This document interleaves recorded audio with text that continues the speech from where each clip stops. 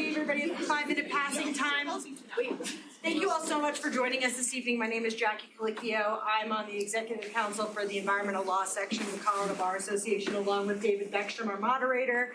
Our previous past chair, Jill Van Noort, is over there, and several other members are in the audience, including Mr. John Watson. Thank you all so much for coming. We wanted to let the Environmental Law Society at CU speak as well. And Chris, if you could tell us a little about the Wilkinson Center as well, that would be great. Just a plug really quick for students. The Colorado Bar Association has multiple sections. You can join for free right now as students, including the Environmental Law section. And during your first year of practice, you can join up to 2 sections of the Colorado Bar Association for free. So come hang out with us. We do events like this. Some are virtual, some are like this one are particularly in person. And get your CLE credits once you join us. So thank you all so very much. I'm going to pass over to Brady. Hello everyone, my name is Brady Harmon. I'm the events director for the Environmental Law Society. We're just a group of students here at Colorado Law that are interested in environmental law. We're always looking for opportunities like this where we can connect with attorneys working in the environmental space. And we're super thankful for the Colorado Bar Association, Environmental Law Section, specifically David and Jackie and everyone else who helped make this event possible. So we're really looking forward to this talk. Our third sponsor today is the Getches Wilkinson Center, and Chris is one of our speakers. So Chris is the director of the Getches Wilkinson Center. He came to the position from 25 years of environmental advocacy, primarily in the Pacific Northwest, doing a whole host of things pertinent to some of the things he talked about, including federal land use. Chris, would you mind saying a couple words about the Getches Wilkinson Center? Yeah, thanks so much. So I'm the executive director of the Getches Wilkinson Center. For those of you who don't know, it's a natural resources law and policy institute here inside Colorado Law School.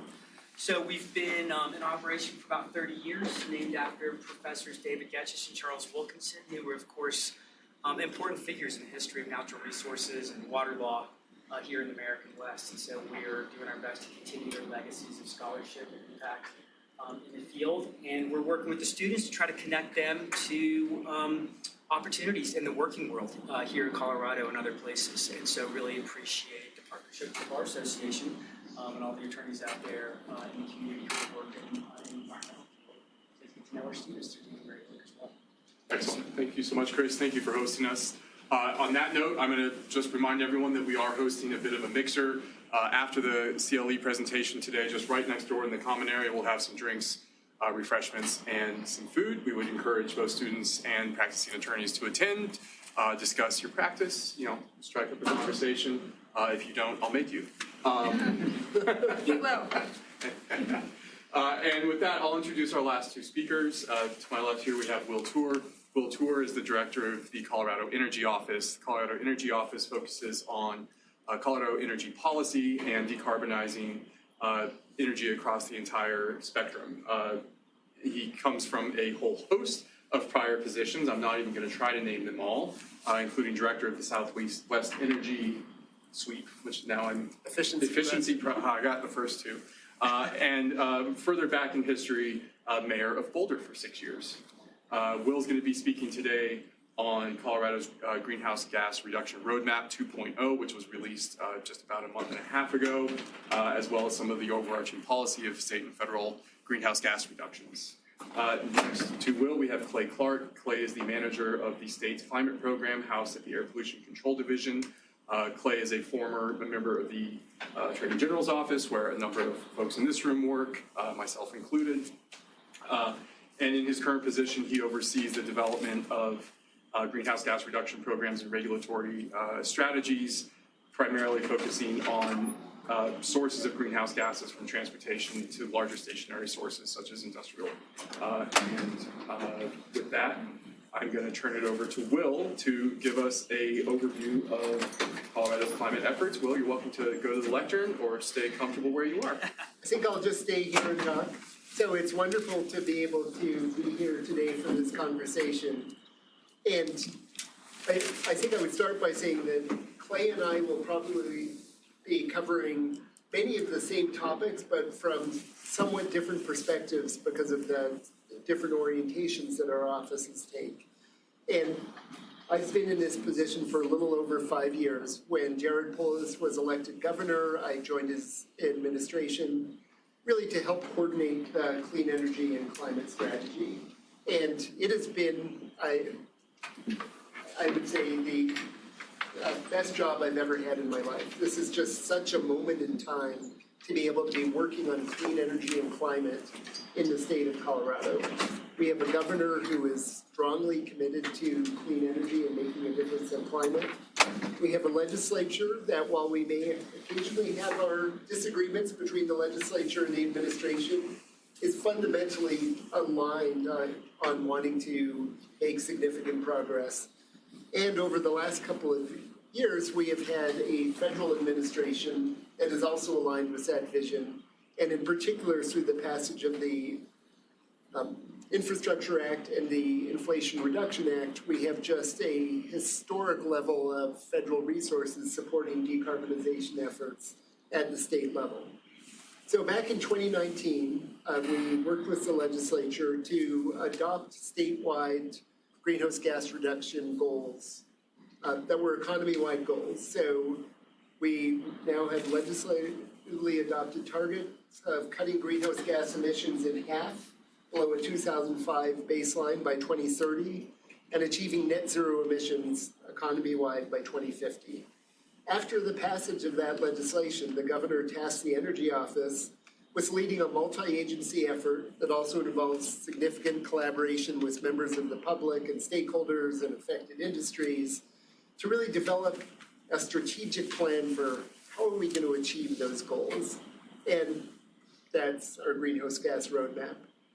While we have goals for many different years, from 2025 all the way out to 2050, we made the decision to really focus our attention primarily on the 2030 goal because it's far enough out that you can really affect it. Many of the sorts of changes that are required in order to make a real difference on emissions involve infrastructure investments. They involve things like retiring coal generating plants and replacing them with other sources of generation. These things take a number of years. And so 2030 is far enough out that we could really make a difference, but it's close enough that there's some accountability. It's really easy to have 2050 targets that everybody who's involved in setting those targets is going to be likely retired by the time you hit 2050. 2030 is close enough that there's some real accountability. So that's where our focus has really been, while trying to keep an eye on the longer term at the same time. In developing the roadmap, we pretty quickly decided to focus in on 5 sectors, which are the 5 sectors that have the largest share of emissions in the state. And it's electricity generation, it's transportation, it's methane emissions from the oil and gas industry, it's other industrial emissions, and it's building emissions from combustion of fossil fuels in buildings. And the philosophy that we took as we developed the roadmap was to really try to focus in on places where the technology and the economics were aligned such that you could credibly achieve really deep emissions reductions in some sectors, while at the same time looking at the other sectors where the technology may not be quite as far along and looking at, okay, what can you get done in those sectors?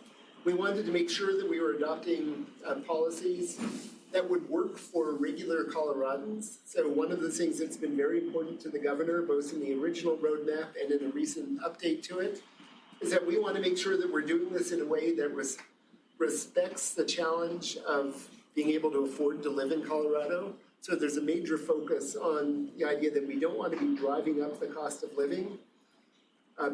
One way that you might frame it is that we're not focused on making fossil fuels expensive, we're focused on making clean energy cheap.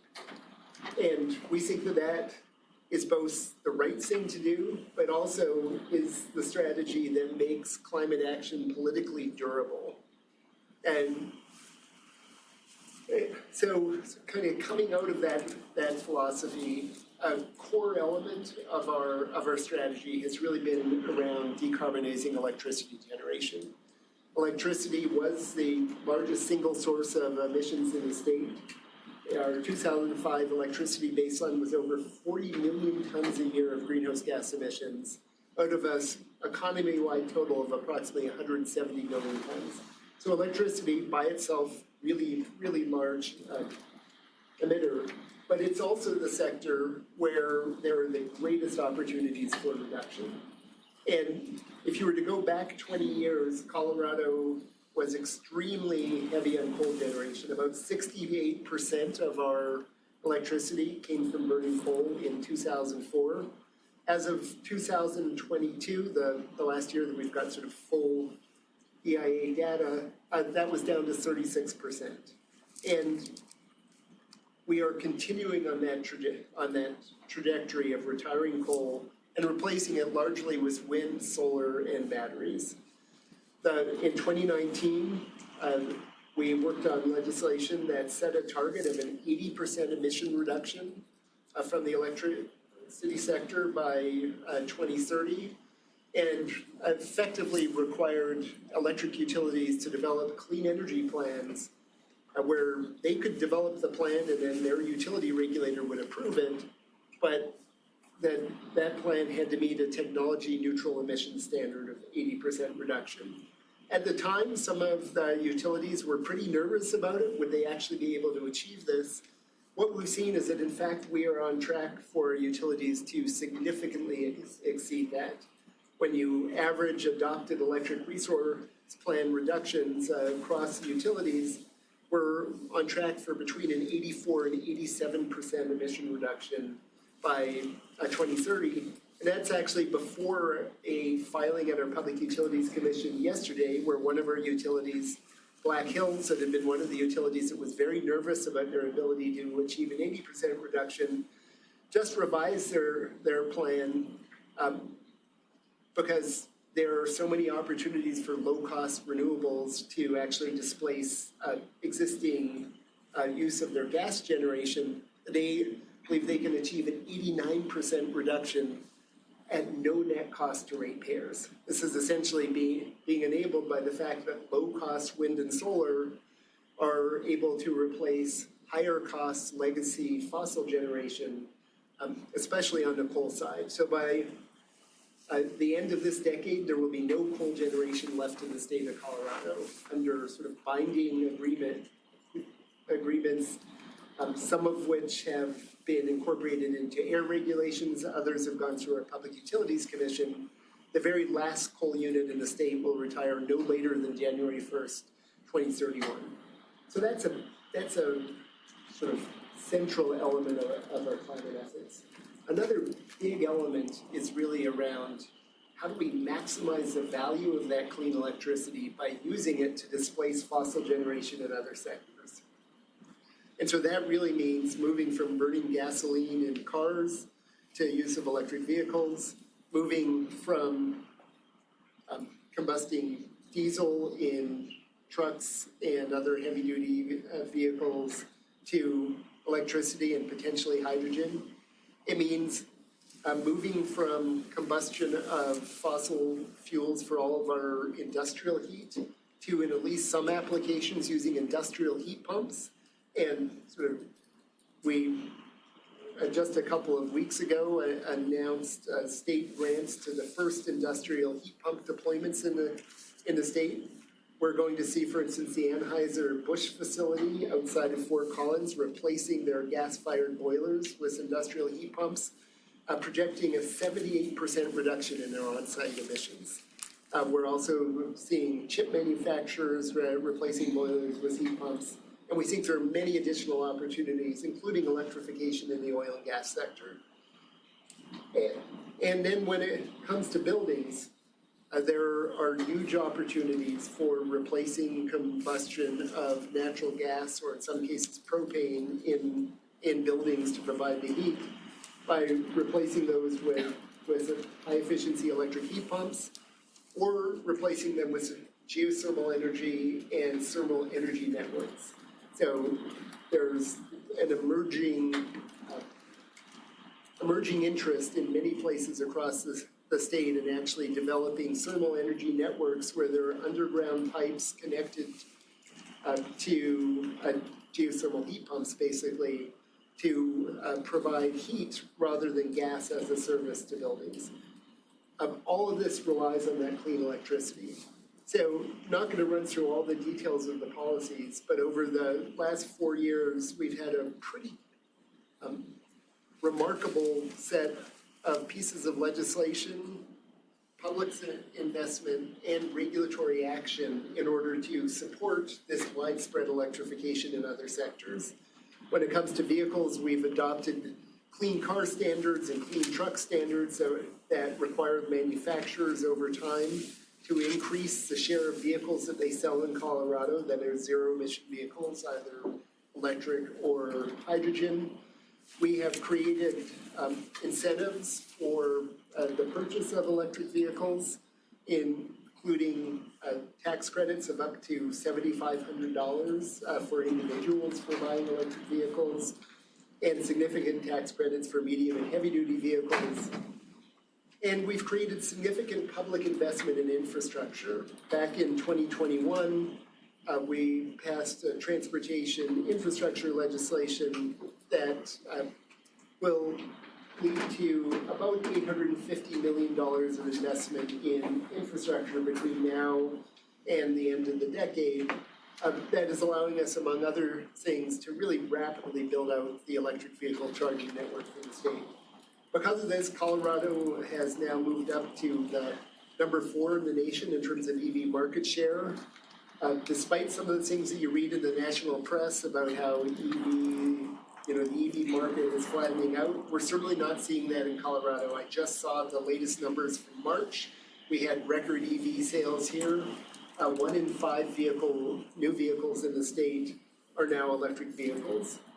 To give a sense of scale, 5 years ago when I started this job, it was about 2%. So we've gone up by about a factor of 10. And we are continuing to see growth there. When it comes to buildings, slightly more complicated mix of policies, but multiple policies that are moving forward to both incentivize and in some cases require energy efficiency. One of those that will actually be directly affecting the University of Colorado is building performance standards, where there are now new requirements that for buildings over 50,000 square feet, they have to meet greenhouse gas emissions reduction targets, and that includes college campuses. So over the time period between now and 2030, the University of Colorado is one of the institutions that will need to be focusing on that. Just a few other things that I'll say before turning it over to Clay. When we look at sort of the impact of all of these policies together, based upon the modeling that we've done with working with the Air Division of the Department of Public Health and Environment, as well as outside experts like RMI and Energy Innovation, we think that those policies adopted to date will get us to a little bit over 80% of the way toward the emissions reductions that we're targeting for 2030. So if you think of that 170 million ton baseline, we want to get down to 70 million tons. Those policies will get us somewhere around 57 million of that 70 million tons. So there's more work that needs to be done. What we've also seen is that we had this really big list of actions in that initial roadmap that we thought might take many years to sort of work our way through them. But there was such an appetite at the legislature for moving on this that we were actually able to move 95% of the policies by the end of 2022. So we knew that it was time to start thinking about updating that roadmap. So we just a month ago released our Roadmap 2.0, which is really an updated action plan for what the administration, working with partners in the legislature and in the public, will try to accomplish over the next 3 years. There's 49 new near-term actions that focus on all of the sectors that I described, but also add in action in a number of other areas, and just a couple that I would highlight. One is strategic growth in housing. This is something that was kind of mentioned in the original roadmap, but it's pretty clear that in order to achieve our emission reduction goals in the transportation sector, that requires not only electrification of transportation, but reducing the growth in driving that is taking place in our state and in most of the nation. And that the single most powerful tool that we have to reduce vehicle miles traveled is getting land use right. That if you look at the growth of Colorado over the last several decades, we've essentially had a policy framework in which much of the new housing has been built in sort of exurban locations very far away from where the jobs are, whereas most of the jobs have continued to be in our cities. And in many cases, our cities, like Boulder and others, have zoning laws that make it very, very difficult to add new housing near where those jobs are. And so that's a major new focus in the GHG roadmap, is reforming our approach to land use and housing. And there are already multiple pieces of legislation that are in motion right now trying to implement that, including the bill the governor just signed on Monday to remove residential occupancy restrictions and allow people to share their homes. Bills that have passed the state house this week and are moving over to the state senate to eliminate the ability of local governments to put parking mandates on housing development. Bills to legalize higher densities of housing along transit corridors in our urbanized area, and bills to legalize accessory dwelling units. So that's a major area of focus. And then the last area of focus that I would note that is really sort of new in this roadmap is a focus on emerging technologies. So while electrification is really key to our decarbonization trajectory, it won't get us all the way, and it certainly won't get us all the way to net zero emissions. We know that there are other technologies that we're going to need, and based upon quite a bit of analysis, 3 that have really risen to the top for Colorado are the use of clean hydrogen, the potential role of both industrial carbon capture and direct air capture of carbon, and we think that there could be a very significant role for geothermal energy as newly developed approaches to geothermal electricity generation are opening up far larger areas of geology than older approaches to geothermal generation, and potentially could allow a really significant amount of 24/7 zero carbon generation in the state of Colorado. And with that, I'll pass it on to Clay. I'm gonna get a drink of water first. Just so everyone knows, format-wise, we're going to power through the presentations. We're going to cover the topics we discussed, but we do want to make sure to leave some room for some Q&A at the end. So as you're getting those questions, as we're discussing these matters, please jot them down, and we'll have, we hope to have about 30 minutes for questions. Is my head in the way in this? Or? No, you're good.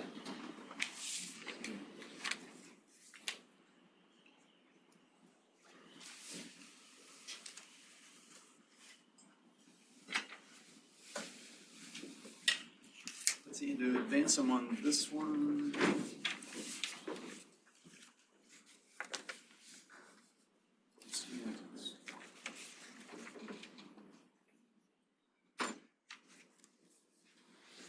Maybe while we're working through this, I will go ahead and start. So my name is Clay Clark, and I'm going to give you a PowerPoint presentation. I have heard it said that those who give PowerPoints have neither, so it may be appropriate that I'm giving the PowerPoint and Director Tour just talk to you tonight. But hopefully what I show you with my presentation, if we can get it keyed up here, will illustrate a lot of the things that Director Tour talked about, and hopefully illustrate the path that Colorado is on towards achieving its climate change goals.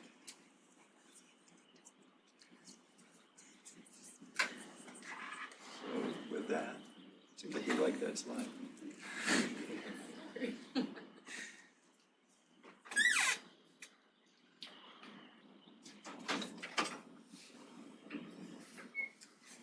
Maybe I'm not giving a PowerPoint. Maybe it's a sign.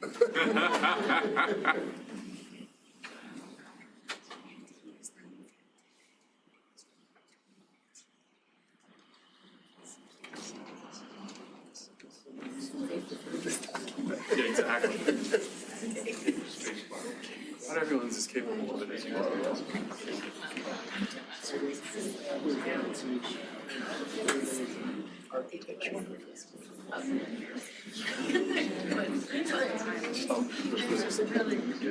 Yeah, that's a tough one. He brought his own tech support.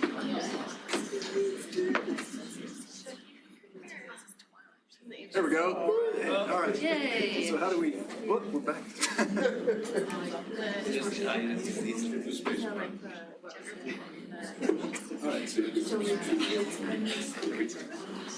All right, I think we've got it sorted out. How many attorneys does it take to this? All right, so I'm going to talk to you about the various sources of greenhouse gas emissions across Colorado's economy. Then we're going to talk about the measures that Colorado has put in place to address those various sources.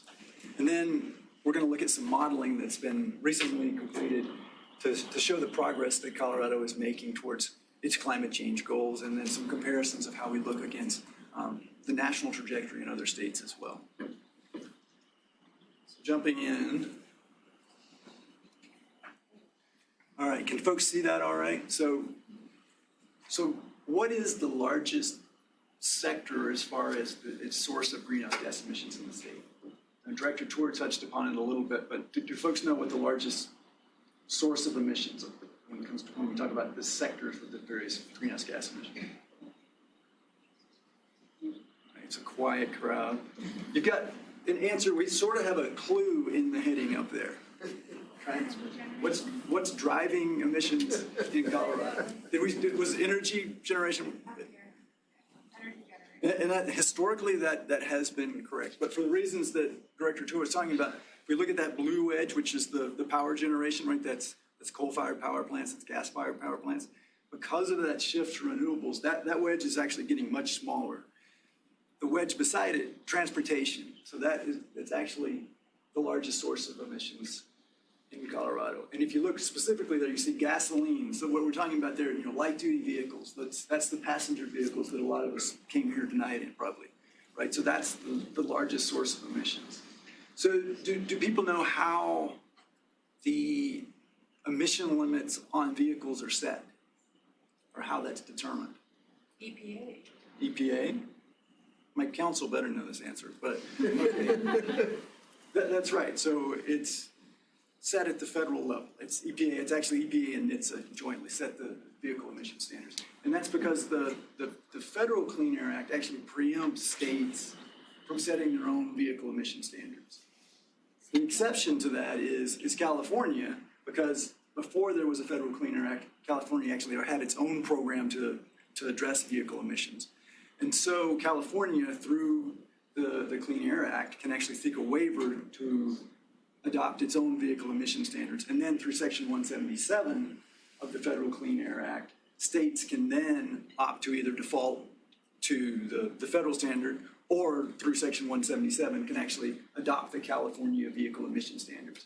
But that's it. So when it comes to that purple wedge, there's really not a lot of options for states when it comes to addressing vehicle emissions. So the yellow wedge there, oil and gas. So in that context, when we're talking about oil and gas, we're essentially talking about really the escape of methane. So we're pulling the product out of the ground. There's gas escaping to the atmosphere. And then when you think about all the components and all the leaks as we bring the product to market, those fugitive emissions, as we call them, those leaks, that's what the yellow wedge is there. So if we manage to keep the product in the pipe and we take it over to the orange wedge and the blue wedge on the bottom there, that's actually the combustion of the gas. So that's the combustion of the gas in the context of building. So in the built environment, right, that's the use of gas, say for heating, for example. And then when we look at the blue wedge down there, my notes just went out here.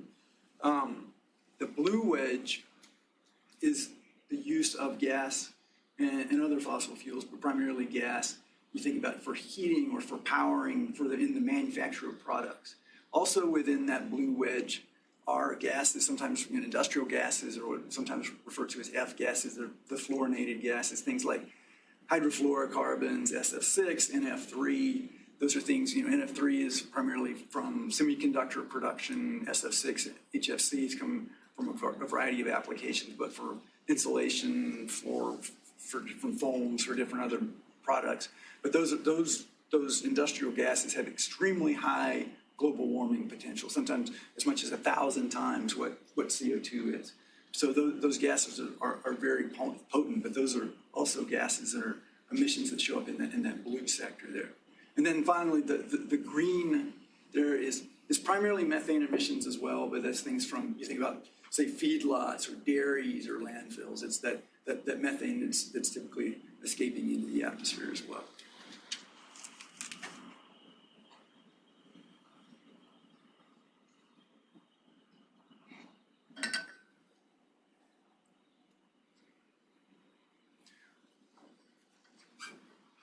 All right, so what are Colorado's climate change goals?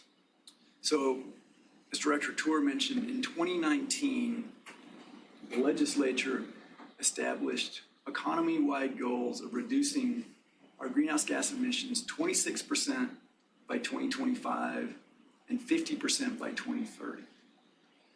So my star student here in the first row, does anybody, so do you know, so what is the basis for those reduction percentages? Do folks know, or does anybody else know what sort of the basis for the, where does that 26% come, the 50% come from? Are you basing them on SPTI criteria at all, on the industry-specific ones? That's a good answer, but actually in this context, and where, like, for example, the 26 comes from and the 50% comes from, that we're, as far as those sort of economy-wide reductions, that's actually aligned very closely with what the U.S. committed to in 2015 in Paris under the Paris Agreement, right? So that 26 is within the range of the first commitment of the U.S. and then it was just under 50% for the 2030 goal. So that's where those numbers actually come from. After the 2019 and later, actually net zero was added as well as part of our goals. And then there's also the sector-specific targets. And again, as Director Tour mentioned, electric utilities in the state, by law in Colorado, have to reduce their emissions at least 80% by 2030 from a 2005 baseline. So a significant change there when it comes to emissions.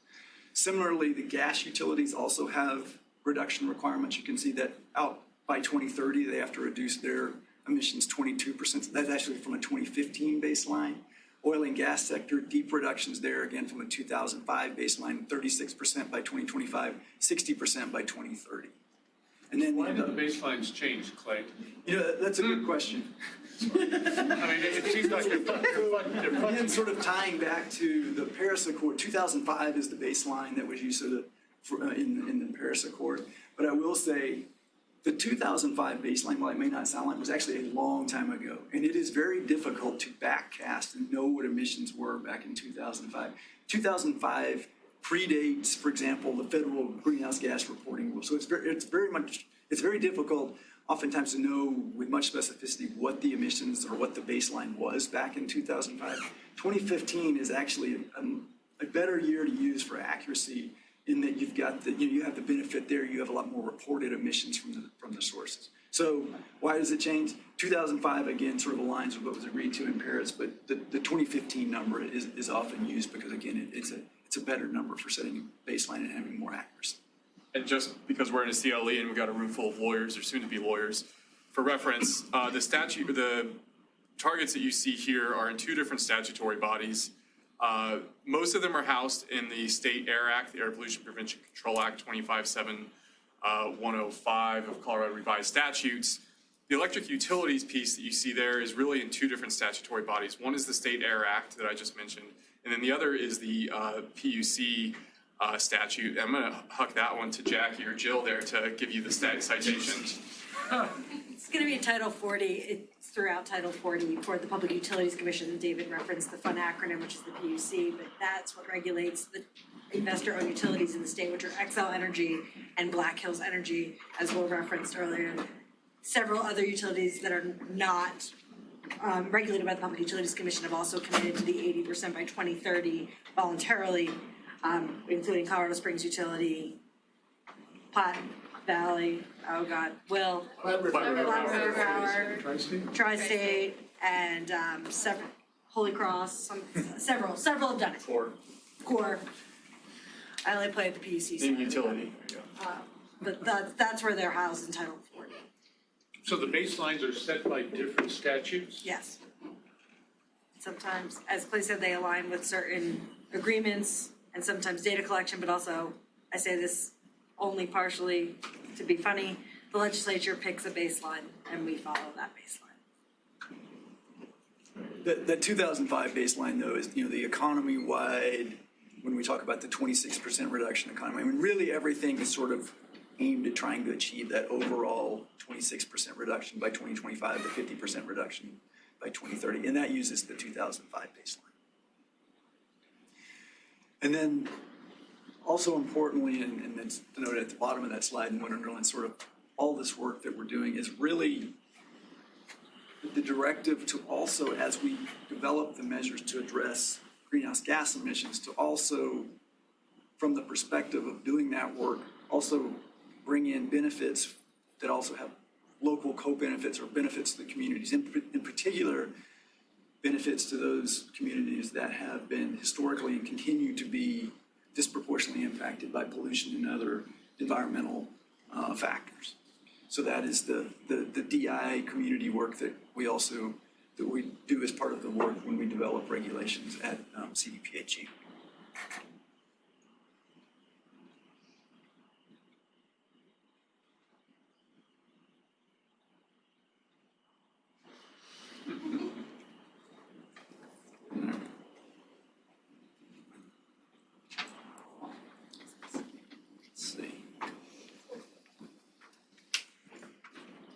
I've got a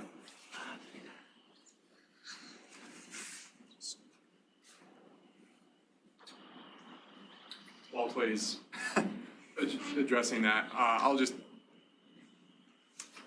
All right, now we're going no notes. and that's fine. I'll just address, most of the legislation that Clay's talking about were started in Colorado in 2019. There have been multiple amendments, including one in the 2023 legislative session that amended those goals, preserving the 2025 and the 2030 targets, but adding a net zero by 2050 target. Clay's going to talk about that, and we'll touch on it a little bit. That's hard, right? I mean, that's really digging deep, but that is a statutory target for Colorado, and one of the things that Clay's program and Will's office are very focused on accomplishing. All right, Clay. All right, while I've still got the slides going here.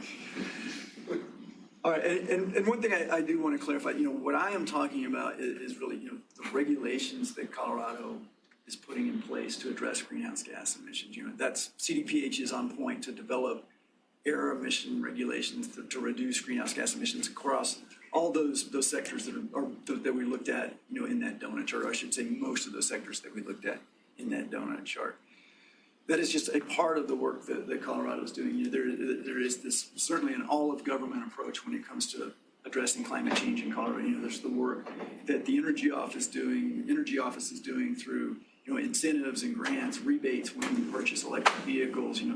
The development of the charging stations, the grants to incentivize decarbonization in the industrial sector. The work that CDOT's doing when it comes to public transportation and highway planning, work also, across multiple agencies, DNR, Department of Ag. So what I'm talking about, while we were certainly proud of the work that we're doing at CDPHE, is not the only work that's going on when it comes to Colorado's efforts to address greenhouse gas emissions. And certainly proud of our work. I mean, most of the rules that we have developed are sort of, first of their kind.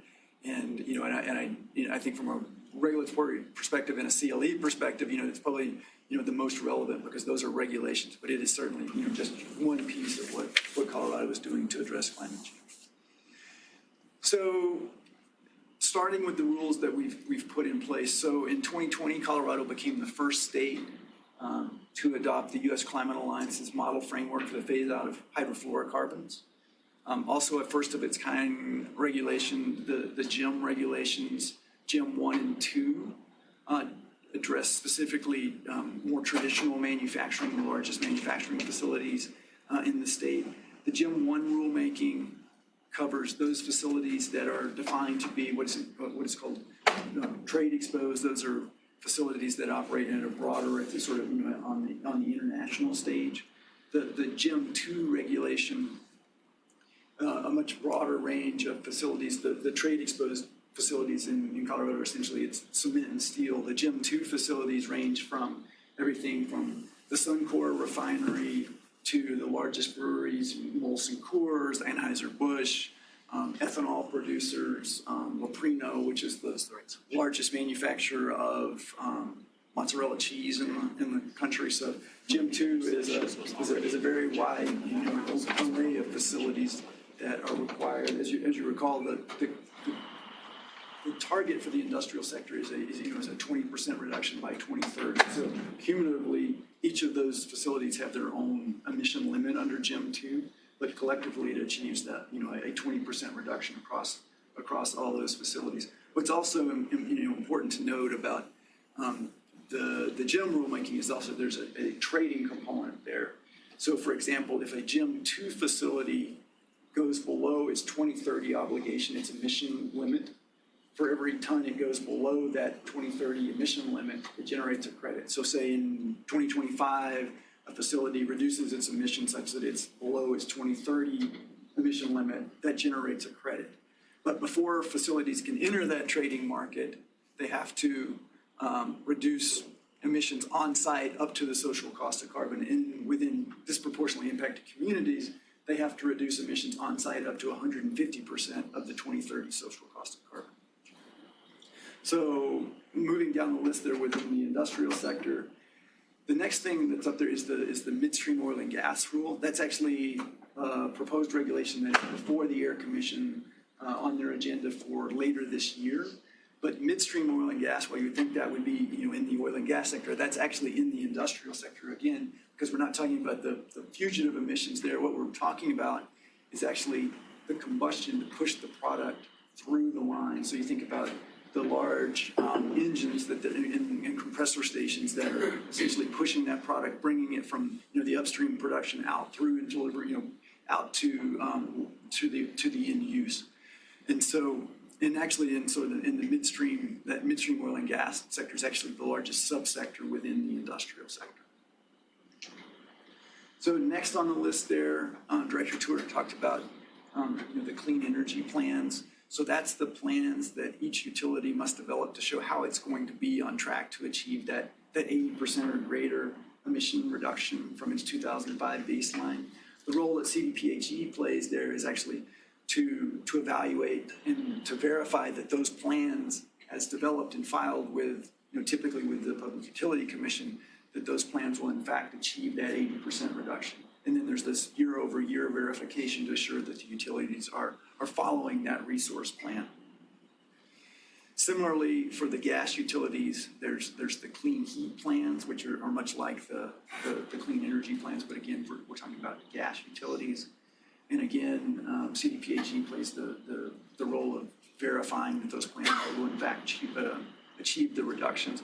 What's also novel about the clean heat legislation is that it also provides for a trading program. So a component in a way that the gas utilities can comply is through what are referred to as recovered methane credits.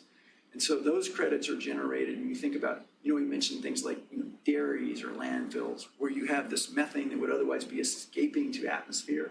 If that methane is captured and then actually delivered for use, so where it's displacing what would otherwise be fossil methane at a source for heat or other industrial processes or whatever, that can generate a credit as well. So for every ton that's reduced or avoided from going into the atmosphere, that can generate credits and can be used for compliance by the gas utilities.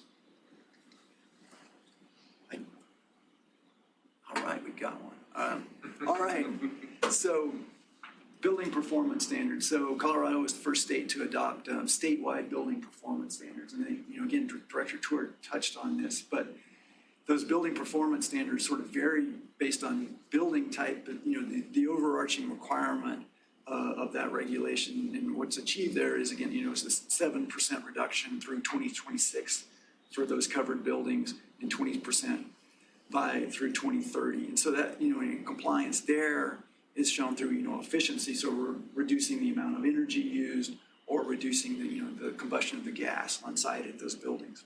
And again, I think Director Tour mentioned that, that applies to buildings over 50,000 square feet, but that's over 8,000 buildings in Colorado. So that is a lot of regulated sources. Notably, that rule was actually adopted by the Air Commission sort of towards the end of last year, and that rule has been challenged by a group of building owners, so that actually is in court now. Moving down the list on the transportation sector, as I mentioned, we're limited in what we can do in Colorado. We have to essentially mirror the California standards if we're going to do something different than the federal standards. So you see the low and zero emission vehicle standards, those are essentially mirror, the California standards. Clay, you asked for a 5-minute warning and we're coming up on it. All right, good, we're Counting for we can some get all right, if we can get this to work. And then just quickly to mention on that front, so advanced clean trucks is similar. That's a requirement for medium and heavy duty vehicles, but essentially it's a requirement that manufacturers, as they sell the vehicles into the state, that an increasing number of those vehicles be zero emission vehicles. And then something that's being developed that that we're looking into is what it's in California. There's a similar rule, but it's referred to as a clean mile standard. But this is basically a requirement that for high mileage fleets, there be a requirement. For example, if you think about transportation network companies like an Uber or a Lyft, requiring those type of entities to have a certain percentage of their vehicles be electric vehicles as well. And that one, again, that one's further out, but that was a near-term action that was included in the most recent greenhouse gas roadmap that Director Tour mentioned. And then finally, as far as the rules go, Colorado's really been a leader when it comes to oil and gas. In 2014, Colorado was the first state to adopt greenhouse gas requirements for oil and gas production, and we've continued to build upon that work. So, the GHG intensity rule that's listed there is really a rule that's established to achieve that, that 36% reduction by 2025, that 60% reduction by 2030. All right, so the measures that we've been talking about, all of government, and the other measures that I mentioned, that are happening across Colorado, what does that do for the reduction of greenhouse gas emissions? Well, recently, Rocky Mountain Institute conducted modeling to project the trajectory of Colorado's greenhouse gas reductions. And so looking at this, you see, so the yellow line is based on regulations and laws and other policies that are already on the books in Colorado. And that green line is based on near-term actions, like that, that midstream rulemaking that I mentioned, or that, the clean mile standards, things that are yet to become other programs to incentivize deeper reductions. But as you can see, we are very much in line with those stars. So the stars there, right, are that 26% reduction and the 50% reduction by 2030. I think, there's two ways to look at this, right? It is, we're not quite hitting the target. If you look at sort of the conservative projection, look at the year over year, essentially we're hitting the 26% reduction just coming out of 27. So it's going to be tough. It's possible we could, the 26% reduction is we're going to be close there. The same with the 50% reduction. You can see the trajectory of the lines there. But I think, what does this show? We're not wildly off track. We're not just holding emissions steady. I think it really is a proof of concept that you can put an economy like Colorado's, where population is growing, where GDP is growing. We've got oil and gas, we've got ag, we've got manufacturing. We are a good example of an economy and, this sort of representative of other economies in the U.S. and other places. And that you really can put that economy on a trajectory that is very much in line with the reductions that were agreed to in Paris in 2015. So it's I think there's a lot to be proud of there. There's certainly more work to be done, but certainly proud of the work that Colorado's doing. And just quickly, because I know I'm getting close to time, So this is laying essentially what we were just looking at with the trajectories. So again, that's Colorado there with the yellow line and then with what's already on the books, and then the dotted line with near-term actions. The blue line there is the national trajectory, with each of those gray lines representing the trajectories of other states. Now, I have to caveat with this, we've used the same modeling tool that was used by RMI to come up with the projections for Colorado, but the information that's publicly available for the various states and the state actions that are being taken, they vary greatly. Some states have essentially, no policies to address climate. Some states have put policies in place. Some states have, near-term actions that are similar to those that we talked about with our greenhouse gas roadmap. So it's not truly apples to apples, but we think this is really sort of the best publicly available information on the trajectories and historic information for the states for their emissions. Certainly open if there's, additional information. We'll be in DC next week. I'm sure we'll hear from other states on maybe why we should change their trajectory. But, it's certainly, we think this, is a good indicator. And I think, what we're proud of here is it certainly shows Colorado is, a leader with what we have on the books. And in particular, if you look at, and I'll move on quickly to the next and last slide here, but this is sort of showing us in comparison to the West and sort of our regional neighbors. But you can see, especially in that near term that, Director Tour mentioned, we've really been focused on the next 10 or 15 year window. And you can see we are really doing well there compared to other states. Again, the object's not to win here. The object is to start this conversation. I think, there's certainly challenges that remain. Recall our goal by 2050 is to be net zero. So, there's certainly a lot of work to be done there by Colorado and, and other states that are the national leaders when it comes to addressing climate change. So I'll end with that. Beautiful. Thank you, Clay.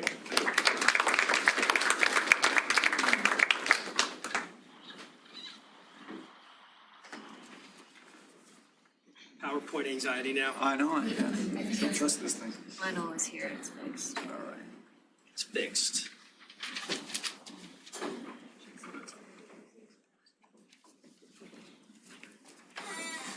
Excellent.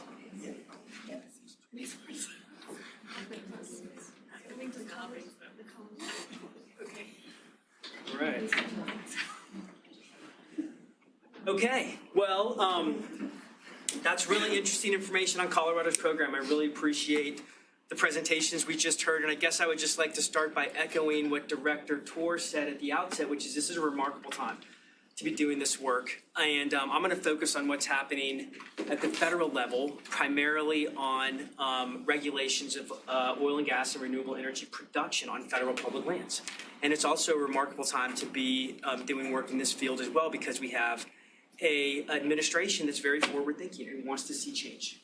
The difference at the federal level, though, is that we do not have the statutory foundation to support that necessarily in the way that we would in Colorado. So the legislature hasn't been nearly as nimble at the federal level as it has here in Colorado. And so we're dealing with the impacts of that structural mismatch of an administration that wants to move very quickly. We have incentives in place through the Inflation Reduction Act, but the fundamental laws that we're dealing with that manage public lands have not changed in decades and generations. We'll talk about that, and that's creating roadblocks.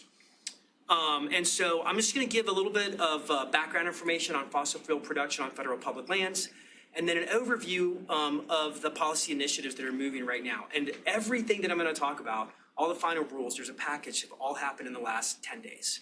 So final rules have been issued by the administration, 4 of them in the last 10 days. Three or four of them, with the most recent one, the public lands rule, issued today this morning. And I actually had to change my slides like 4 times because I was sure it was going to happen. And then I was like, oh no, it didn't happen. And then it happened at noon and I had to change my slides back on. So this is truly the leading edge of what's happening. So any guesses as to why all of these rules are getting finalized right now in this period of 10 days? Does anybody know why that might be happening? Any guesses? Trump's trial. Trump's trial. Loosely related to Trump, so the Congressional Review Act. Is there like a rule that you have to have a rule in place with a certain amount of time before a new administration comes in so that it can't be challenged. So like Exactly. the deadline is what, the 20th or something? Exactly. So the Congressional Review Act provides that if the rules are not finalized within 60 legislative days of the end of the session, the next Congress, not this current Congress, but then the next Congress has an opportunity to veto those rules. And so that's a really big risk because, of course, no one knows what the next Congress is going to look like. And so the administration is rushing to finalize all of its key rulemaking initiatives right now so that it gets outside that 60-day window. So that's why everything's happening right at this very moment in time. All right, so just a couple stats on energy production on federal public lands. So approximately 27% of the U.S. oil, gas, and coal production comes from federal lands and waters. So 27% of nationwide energy production for fossil fuels comes from public federal lands and waters. So that's both offshore and onshore. Offshore is a huge component. We're going to be talking about onshore, but offshore is a really big component, especially for oil. It accounts for nearly 25% of U.S. total emissions since 2005. So that's life cycle emissions. 1.4 billion tons of CO2 equivalent per year, life cycle emissions from fossil fuels extracted from federal public lands per year. So 333 million cars per year. So that gives you a sense of the scale of the fossil fuels that the federal government has authority over. And so this is a study that was done in 2022. It was Ratledge et al., funded by the Wilderness Society, but built on the methodologies developed by USGS in the 2018 study. So this is just a schematic that kind of lays this out. The gray box is total emissions. The red line are energy-related emissions in the country. The bottom of that, okay, is onshore coal. So it's a familiar story of dependence on coal is going down. But onshore oil and onshore gas are still really significant components, and in some cases, emissions are growing from the production of onshore oil and gas over time. And so then to the right is some projections of what might happen in the future. So again, it just gives you a bit of an idea of how important these sources are in the overall profile. So Wilderness Society also just published a report this week that provides some additional information. So if you want to, you can go and check that out. But in 2022, 43% of U.S. coal, 13% of oil, and 9% of gas came from federal onshore production in the United States, okay, from federal public lands. So onshore from federal public lands, 15% of the total U.S. annual emissions. So that study was released just a couple days ago and is built off the same methodologies from those earlier studies. So here in Colorado, BLM is managing about 4,700 oil and gas leases on federal public lands. That covers about 3.7 million acres of federal public land. And the total estate that BLM is managing here in the state is 8.3 million acres of surface, 27 million acres of federal mineral estate. So BLM has a big role to play in the supply of energy here in Colorado. Okay, so a couple quick pieces on background. BLM is managing federal public lands under the Federal Public Land Policy Management Act of 1976. So it's almost 50 years old. Guess what FLPMA says about climate change?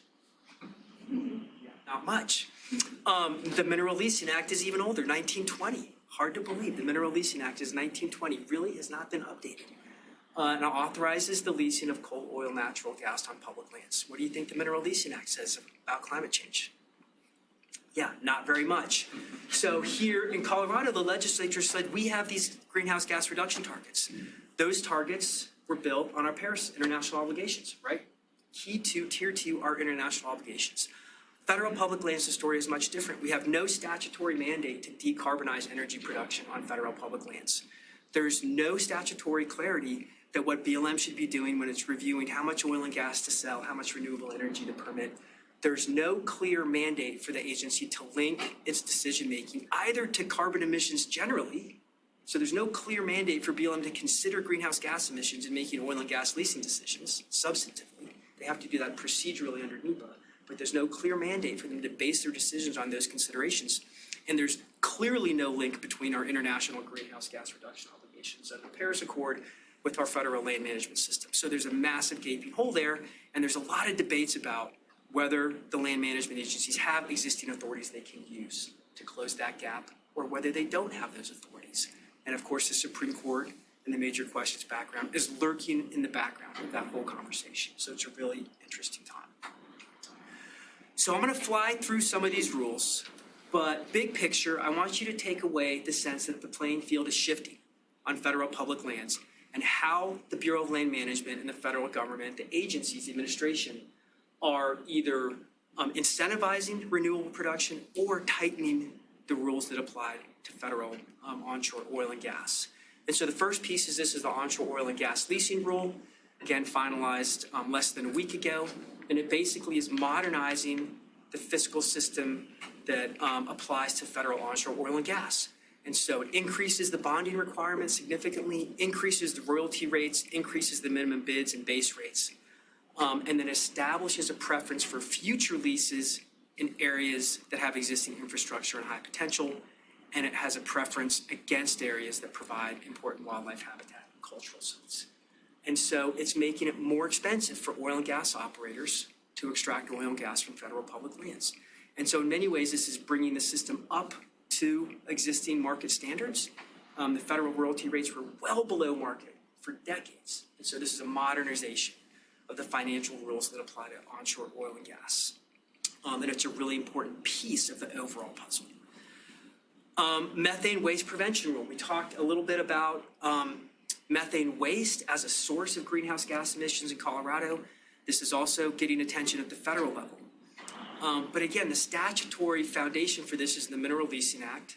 The Mineral Leasing Act says we want to avoid waste of natural gas, of the nation's resources. It's not about controlling emissions.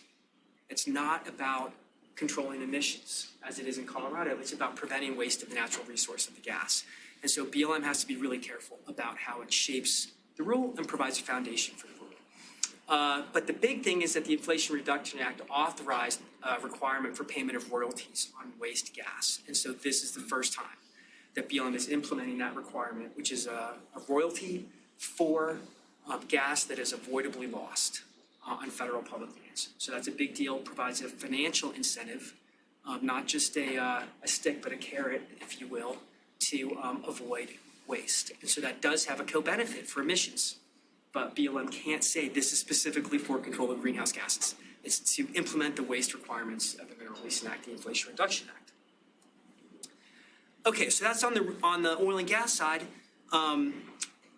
Fiscal reforms, methane waste, two really critical pieces that should have been done a long time ago and have been finally gotten over the finish line by the Biden administration in the last week.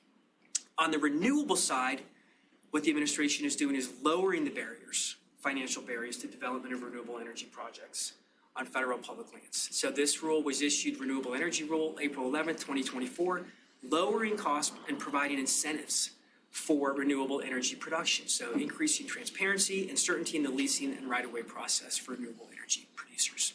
There is a statutory foundation for this. The Energy Act of 2020 basically said we're going to incentivize wind and solar energy utilization. So it's not about reducing greenhouse gas emissions, but it's about incentivizing the production of renewables. And so the goal was 25 gigawatts of renewables permitted on public lands by 2025. That's a lot. The Biden administration thinks it's basically already there. Yeah. Quick question, is this only focused on generation? I haven't read this one yet, or is it also on transmission? For the generation? This is generation. So this is siting of projects, project development. And so the rule, it's basically reducing. So renewable projects are cited under FLPA, usually as a right-of-way process, but they developed a leasing mechanism that goes on top of that right-of-way process that's built on Title V of FLPA. And so these rules are reducing the rates that folks have to pay, that include rental rates, and then also the capacity fees, which is basically like you generate a megawatt hour of electricity, you have to pay a certain fee. And so it's an 80% reduction in those rates until 2035, and then that reduction steps down to 20% by 2038. And so it's lowering the financial cost, right, to do these projects. And so it's making projects more viable for developers who are thinking, oh, I'm going to have to pay less to the federal government as a fee for the power that we produce. And so it's making the renewable projects pencil out easier for developers. There's additional voluntary incentive programs for domestic content, so domestic content in the supply chain, and for project labor agreements, so responsible labor practices and agreements with unions up front on development of the projects. So this is a really, really important piece that is going to operate in concert with the state policies that are designed to incentivize the utilities to source renewable power. Where are they going to get that power? They're going to get it from the projects that are going to be incentivized on federal public lands. Okay, so the renewable rule is also being linked to the Western Solar Plan update. Okay, so this is not yet done because it's not a rule and it's a planning process through an EIS, so it's not subject to the Congressional Review Act, and so they haven't gotten it done yet. So they prioritized all those other things. But this EIS was published in January 19th, 2024, so a couple months ago. It updates the 2012 Western Solar Plan. The planning area includes 11 Western states. And the idea is to identify areas that have been authorized for leasing for renewable energy projects, primarily solar and wind. So it's basically like a landscape level planning process to identify areas that will be subject potentially to leasing for renewable energy projects. The 6 alternatives identify areas from 55 million acres public land down to 8 million acres. There's a reasonably foreseeable development scenario. So what BLM thinks is most likely to occur, 93,000 megawatts by 2045 of generation.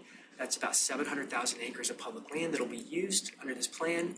And they're estimated about 45,000 acres in Colorado will be developed for renewable energy projects on federal public lands by 2045. So 45,000 acres. That's a lot. So this is the preferred alternative. It's a really big map. Okay, that's like the whole western United States. 245 million acres is surface acres are managed by BLM. The planning area, I think the planning area is something like 115 million acres of the 245 million acres. So it's massive. So the areas in green are the ones that are identified in the preferred alternative as potentially subject to leasing for renewable energy projects. And the pink areas have basically been excluded based on resource concerns or the fact that they're not within 10 miles of existing or planned transmission. So they're trying to channel the areas that will be leased to those that are close to transmission, existing or planned transmission. Okay, so this is what it would look like in Colorado, preferred alternative 3. It's a little hard to see, but there's a lot of areas in the San Luis Valley, upper South Platte, and the Western Slip outside Montrose, and then some in the Yampa Basin. And so those are the areas that BLM is talking about authorizing for solar and renewable development. And so that plan is open for public comment right now and syncs up with the other initiatives and rulemakings that the agencies do. Still on the big screen. Still on the big screen. Okay, great. All right. The last piece that happened today is the public lands rule. So I would encourage you to go pull up the New York Times, pull up the Washington Post, read about the rule, because people are making a big deal of it. It is a big deal, but it's not quite as transformational or controversial as a lot of folks say it is. But the final rule was announced today. It updates the land management regulations under the Federal Land Policy Management Act to improve landscape resilience, and it really builds upon the multiple use sustained yield mandate in the act. And so BLM is saying, how are we going to manage the 245 million acres we're responsible for? And this sets a new set of ground rules for how that's going to happen. So it prioritizes the ability of ecosystems to withstand and respond to changing conditions, focuses on protecting the most intact functioning landscapes. The rule clarifies that conservation is a use on par with the other multiple uses like oil and gas. So that's the thing that people are really freaked out about. Oh, conservation is a use. What the heck does that mean? So you're going to read a lot about that. And it also creates a new tool called a restoration or a mitigation lease. And so it actually allows for entities to lease public land, not for oil and gas, or not for a solar farm or a wind farm, but actually to lease an area for mitigation for one of those other multiple uses. So if you want to go and develop a solar utility scale solar development and you're going to have impact on sage-grouse habitat, you can now lease land in another part of the state that's got similar habitat as mitigation for the impacts of your other project. And so it really is a tool of a multiple use management, these restoration or mitigation leases. And so that public lands rule was just issued today and has not yet been published. And so in many ways, I think the other pieces that the administration have done, the royalties, the renewable energy rule, the Western Solar Plan, all of those things are going to be intertwined with the public lands rule. And so this rule is going to guide how BLM considers future development proposals, both on the renewable and non-renewable side. It's going to guide how BLM sets aside and manages protected areas that aren't going to be subject to development. It's going to guide how BLM manages impacts and mitigation for projects that are approved. And it's going to guide the development of baseline data, standards, and guidelines. They're going to make this whole system work well over the next 10, 15, 20 years. So that's the public lands rule. So I'll just leave you with this. What comes next at the federal level? Impacts on decarbonization, which is what we came to talk about. We have no idea. So we can speculate what all these things mean for the larger issue and the larger campaign around decarbonization. The Wilderness Society took a stab at what they think this will mean for purposes of decarbonization in that study they just released. But this is what we all, I think, have to figure out in the years to come, is what does this mean for decarbonization? And will there ever be a moment in time we can fix the statutory foundation at the federal level, which does not have a clear mandate to focus on decarbonization? I think we still need to be thinking about that. Judicial review. I think many of these pieces will be challenged. I think the methane rule will probably be challenged. I think the public lands rule will probably be challenged. And so we're looking at several years of judicial review. I think the agencies will be issuing guidance to stakeholders as to how this is actually all going to work. And I think we're going to have a lot of work and a lot of really interesting things to pay attention to when these all start to get implemented on the ground by the Bureau, by the state offices, and by the districts around the country, around the American West. So I'll leave it there, and then we can take some questions. Wonderful.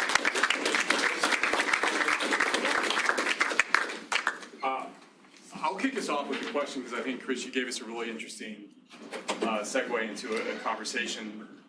And that is, as you noted, historically there has been no real authority, less the act mandate, to decarbonize. The discussion around climate change and greenhouse gas reduction at the federal level is as nascent as the Inflation Reduction Act, which finally added the term greenhouse gas to the Clean Air Act after 50 years.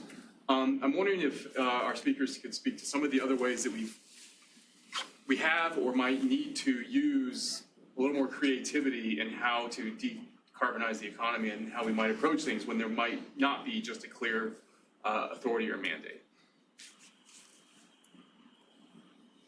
And if I stumped Will Tour, I am going to be a real happy camper. Well, just a couple of thoughts that I would share on that. And one is that there are certain arenas where, because of the state of the technology, I think there are just a vast array of reasons to move to clean energy that have nothing to do with decarbonization. And that's certainly the case in the electricity sector, where in much of the United States, it is simply the case that clean energy is cheaper than high-emitting resources. So the state of Colorado actually just completed a study working with a company, Ascend Analytics, that works with utilities all over the country, to look at the year 2040, looking at projected electricity demand in the state, which goes up quite a bit. We're projecting about a 50% increase in the amount of electricity that we use. One of the questions that we asked is, what's the lowest cost mix of resources to meet that projected 2040 electric demand, starting from our existing electric system? And the results were really interesting. Basically, the analysis found that in that lowest cost pathway, you would add a lot of wind and solar, about tripling wind generation in the state and quintupling solar generation, and then adding a substantial but more modest amount of battery storage, both 4-hour lithium-ion batteries and newer technologies like iron air batteries that have that are able to store energy over a longer time period. And that would achieve an emissions reduction of about 97% compared to a 2005 baseline for the in-state emissions from electricity generation in Colorado. In that modeling, what we saw was we would maintain the existing fleet of natural gas generation or something very close to the size of that existing fleet of natural gas generation, that was essential for reliability and assuring that we have the capacity 24/7, 365 days a year. But that it also gets used very little. The modeling suggested that because of the lower cost of the wind and solar compared to the gas, that by 2040, 2 or 3% of our electricity would be coming from burning gas. So that's just an example of an arena where, yes, we're very strongly motivated by action on climate, but in fact, you would achieve the same end result simply by trying to minimize cost to consumers. But I think there are multiple arenas where there could be similar analysis and similar opportunities. Wonderful, thank you. Clay, Chris, any other thoughts? I guess where my mind goes, I'm thinking a little bit about, sort of, not necessarily on federal lands, but sort of lands and those sectors. When we think about that donut chart, right? Some of those sectors we're making great progress on, but some of those wedges, I didn't have regulatory paths for, and the one that really jumps out is agriculture, right? Agriculture is a relatively small source, but as you move towards net zero without a real plan for reductions in that sector, it becomes a relatively large source. And so, I think when we talk about sort of thinking outside or sort of new ideas, I don't know, is that maybe a market-based approach where you are creating a market for soil-based carbon for credits that could be sold into other sectors to incentivize that if you're not going to do it through direct regulation. I think there's areas that we need to think about. And I think this will become more and more of an issue now as we have better and better understanding of different sources of emissions. We'll remember this as well. In 2014, we adopted Colorado's oil and gas, which at the time were just sort of these cutting edge rules. We used for the first time or allowed the use of infrared cameras to identify leaks. And that was just like, wow, and now that's just commonplace. We're getting to the point now where satellite data and flyover data is getting so good that we will begin to have a much better idea of some of these sources of emissions that have been harder to quantify because they're sources that don't report. And I think, the first step will obviously be measuring those sources and sort of bringing that to attention. But I think we will begin to see the need to address some of these sectors that have been sort of, like I say, fairly steady and relatively small, but will need to be addressed. And I think there's, again, maybe thinking outside the envelope a little bit here, outside the box, some metaphors. We need to, we'll need to move forward in ways we just haven't done yet to get to those missions. Chris, anything to add? I guess the one thing I would add is that for federal public lands, or at least, or national energy policies, one of the things we ought to look at is our export policies. So in 2015, we lifted the national ban on export of crude oil. And then we also started to authorize the export of natural gas. And so I was from Oregon. I was living in Oregon at that time, and there was a proposed LNG facility, Jordan Cove on the coast of Oregon, and it was pitched originally as an import project. They said, oh, we're going to build this massive LNG facility. We're going to import natural gas from Asia because it's going to power our economy.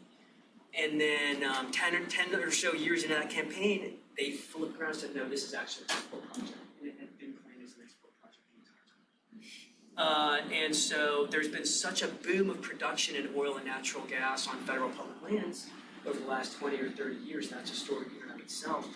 We have loosened our export policies because we can't use it all. And so we really ought to be thinking about that if we're thinking about climate change holistically and the role that federal policies can play in making progress on that totality. Part of me wants to go down the rabbit hole of leakage and the discussion there, but I'll turn it to the audience. Any questions from our audience? Yes, sir. I haven't heard much about public transportation in these discussions. I've lived in Boulder County for 35 years and have paid taxes into fast tracks, which has turned into no tracks for Longmont and Boulder, but watched, fast tracks develop in the southern part of the metro area.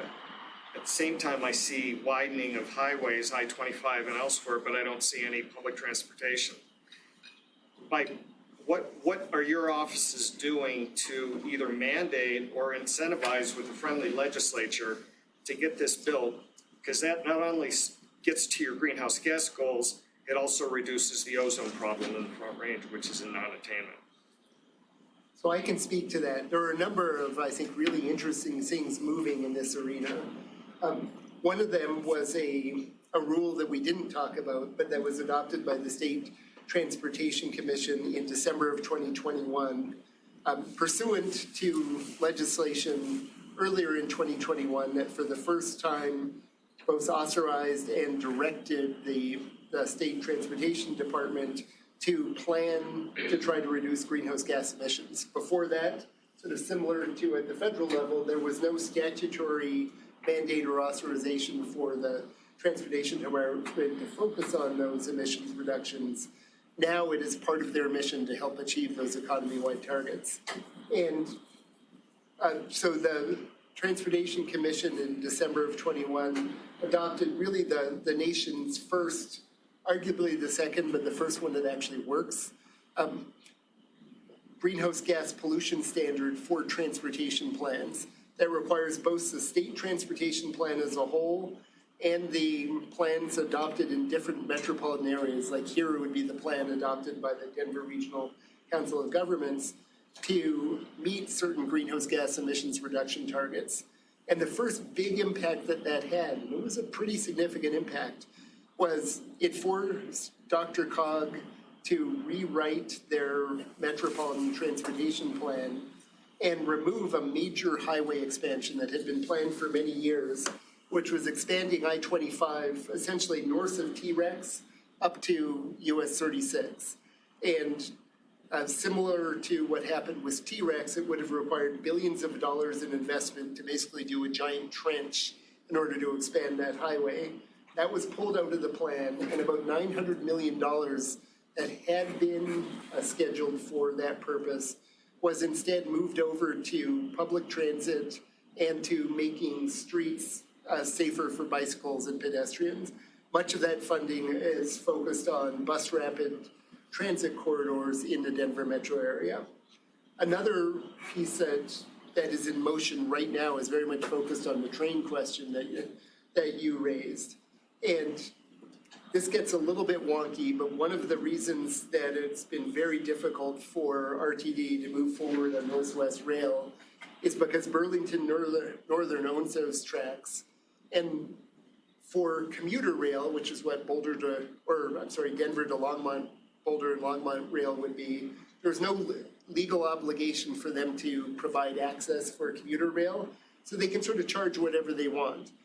Passenger rail, long-distance passenger rail, federal law actually requires the freight railroads to provide access for passenger rail. With the passage of the Federal Infrastructure Act, there is, I believe, approximately $45 billion in there for Amtrak essentially to invest in expanded passenger rail. Governor Polis has been very focused on building out the Front Range Rail Corridor from Pueblo to Fort Collins. And the first phase of that would really be Denver to Boulder to Longmont to Fort Collins, with the Northwest Rail Promise and Fast Tracks essentially being an element of that longer passenger rail. So there is both an ability to have better cooperation from the railroads and substantial amounts of federal funding that was not available previously. There's legislation, I think it's Senate Bill 285, I'm not quite sure of the number, introduced by our local senator, Senator Steve Fenberg, that creates a new funding source in Colorado that will generate approximately $50 million a year. That would be the local match to be able to bring in that federal infrastructure funds. So there's very significant action happening right now, and if that bill passes, I think we will have actually a very good shot at being able to move forward with Front Range Rail, with the first phase being that Denver to Fort Collins. Thanks. Go ahead. Similar on transportation, we have lots of incentives for EVs, but it doesn't seem like we have any incentives for the charging infrastructure. The IRA did have some money for it, but best I can tell, nobody's using it. And the big reason people don't have EVs is because they can't rely on that there's gonna be charging. I'm one of the few people who has an EV in an apartment, and I have to rely on public charging, and it's a freaking nightmare. There's 4 chargers near me who say that they're online, but they don't work. So I'm just wondering, what can we do about that? Can we incentivize that? Just give money straight to the companies? Yeah, so there's actually a lot happening right now on charging infrastructure in Colorado. A couple of pieces of legislation that I would point to that are starting to lead to really significant investments. Senate Bill 19077 for the first time directed our electric utilities to support widespread electrification of transportation. And what that is leading to is our utilities having to file transportation electrification plans at the Public Utilities Commission that then essentially lay out rebates and incentives that they will provide to a variety of customers for building out charging. And there is a draft decision from the Public Utilities Commission for a 3-year plan that will invest about $250 million for Xcel Energy into charging in the Xcel Energy service territory. Then Senate Bill 21260, the transportation infrastructure bill from 3 years ago, created new transportation electrification enterprises that are funded by fees on Uber and Lyft trips. So every time you take a trip on Uber and Lyft, you're paying a small fee to support vehicle electrification. If it happens to be an electric vehicle, or if they're a multi-passenger trip, you're actually paying half that fee. And then there's also a fee on residential deliveries, so saying Amazon and FedEx. Those are going to generate, along with a little bit of other fee revenue, about $850 million over the next decade to support investment both in fleet incentives for electrification and charging infrastructure. And the charging infrastructure enterprise is housed within the Energy Office. And we are funding a lot of chargers right now, including both DC fast chargers on corridors across the state, as well as thousands of level 2 chargers that sort of faster than just plugging into an outlet, but not as fast as a fast charging chargers. And just 2 weeks ago, we issued $21 million of grants for fast chargers across the state. We're doing 2 rounds a year of those grants. And so you're going to see a lot of charging infrastructure built over the next few years. There was an interesting article actually on CPR this morning by Sam Brash, who did an EV road trip in 2020 across the state, and it was sort of a nightmare. And then he did it again this year, and was like, okay, it's actually getting so I can do it pretty well. The other piece is charging in apartments and multifamily housing. There was legislation that passed last year putting in place in building codes across the state, all new multifamily housing and all major remodels of existing multifamily housing's parking areas will require that a large percentage of the spaces, and I think it's 60% of the spaces, have to be pre-wired for EV charging. So that multifamily issue, it is a challenging one, but at least going forward, we've got strategies to address it. The incentives you're talking about, those go directly to business entities. Are you tying any of the incentives to performance? Because the thing I'm really complaining about is a bunch of things on the map that tell me they're available, but they're all broken. Yeah, so there are new uptime requirements. Yes. And so I believe it's a 95% uptime requirement. And so, for instance, in that Xcel transportation electrification plan, when they provide incentives for publicly available chargers, some of the money will go up front. Other money will not come until a period of time later where you've actually met those uptime requirements. And the new federal investments coming out of the Infrastructure Act also have those uptime requirements built in. So it's becoming much more standard to have that as a requirement.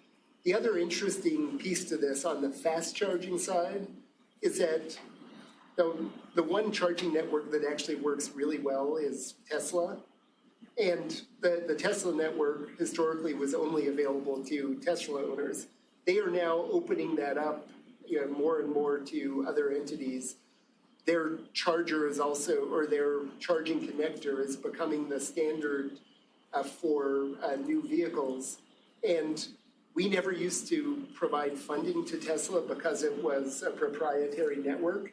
They are now coming in, and every time we do funding rounds, they're coming in for funding for open access systems where they require much smaller grants than other entities because they've really come up with an efficient approach to deploying charging. And so we're gonna see a lot more open access Tesla stations across the state, which I think will also sort of put real pressure on other providers to have better uptime. That's great. And yes, the Tesla ones work much better.